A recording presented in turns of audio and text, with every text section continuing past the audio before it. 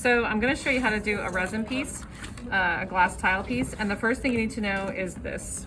This is where all of your important stuff is stored, and you'll know because it has the green tape on it. So you're going to need a couple of things.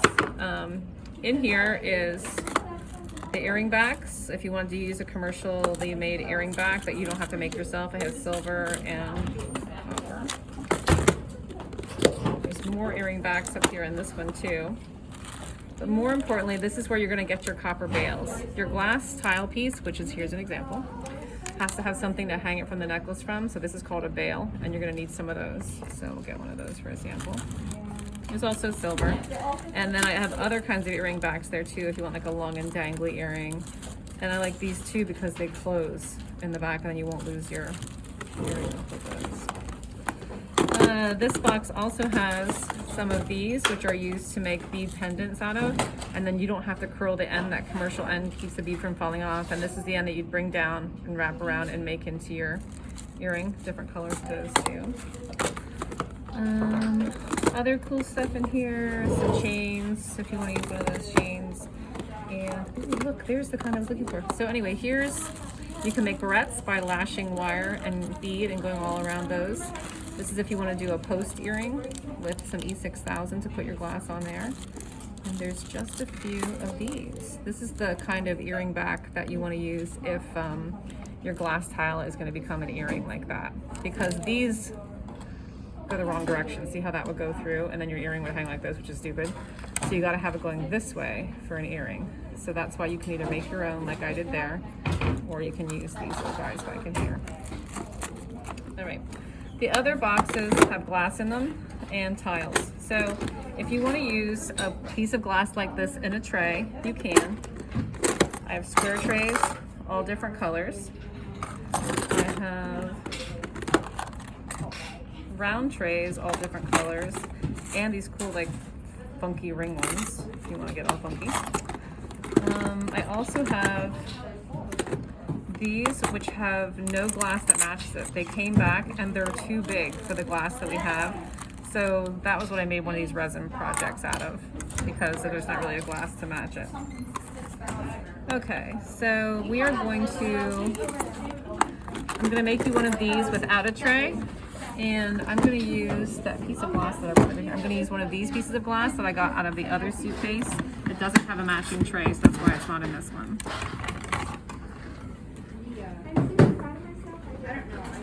Okay, so the first thing you're doing is finding something that you want to make your glass tile jewelry out of. It could be a really pretty picture out of a magazine. It could be like if you want to bring in photos from home, you can log on to, put them in your Google Drive, go in there and log on to your Google Drive and print them from my room. And then we'll print them. When we print them, that's on regular paper, so they're a little more finicky than these ones for magazines.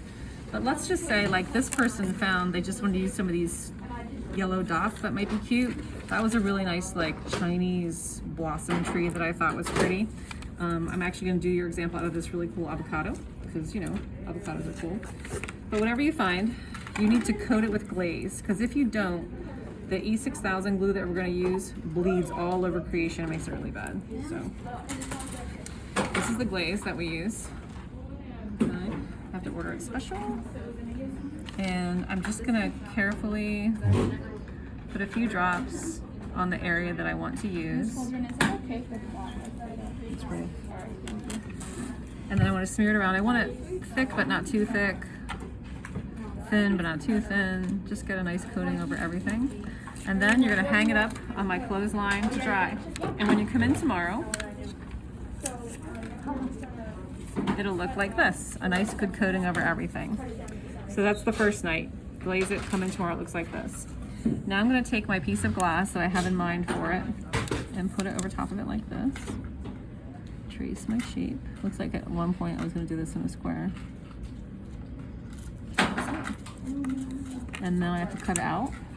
I'll borrow your scissors, Naomi. Thank you very much. And this is where your bad cutting skills from kindergarten have to get fixed. You have to do the most beautiful cutout job you ever did. I'm gonna go inside the lines because my line was outside the piece of glass.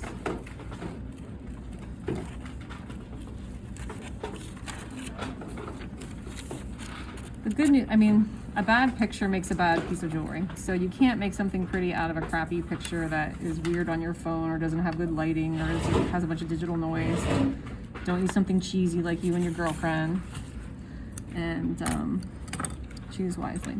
All right, now your next step is to E6000 that on the back of that.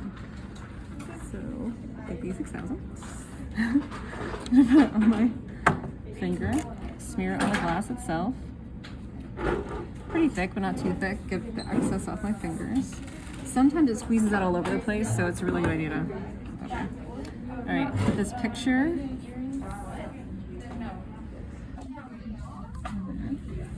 Now see how it has all those air bubbles in it? I gotta push so they go away.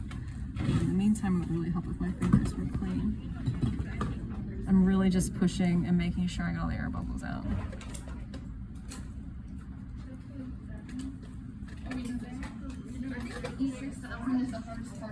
It is, and the bubbles are really hard. You kind of chase them around until you finally get them all out. Okay, make sure it's centered on the back. Looks like my paper's a little bit too big. Tomorrow when it's dry, I'll come in and trim all that. Now, when you come in the next day, that'll all be dry. Yeah, I think there's a smaller And it'll look like this. Well, it'll look like that's dry. And then you have to add the bail. And all you're gonna do is put a little E6000 on the bail. See how it looks like a shovel? You wouldn't want to put it on like that because that this doesn't come up high enough. You want to put it on like that with the tray part ready to go. And I'm just gonna glue it right to the back of that. But I can't do it yet because it's not dry. So tomorrow you'll come do that. And then you're done. So how many days did that take? 3. The first night was the glaze, the second night on here, and then the third day is your bail. So it takes 3 days. So don't wait till the last minute to do it. Now if you just put this on a necklace and make your own clasp, you're looking at like a 9092. If you look at the rubric says your overall design. Now you know how to make these gorgeous necklaces. Have this be part of something gorgeous, or a bracelet that's part of something gorgeous, and not just throwing it on a necklace and call it a day. Okay. Now these trays are basically, I brought these shells from the beach and put them in there with some sand. And then I had a black piece of paper for the background, and look how it bled. So that was a disaster. This was a painting that I made, and I put these beads over top of it. And then I'm gonna fill it with glaze that looks like this. Nope, that's okay. This is the one that you want if you're making this tray. Okay.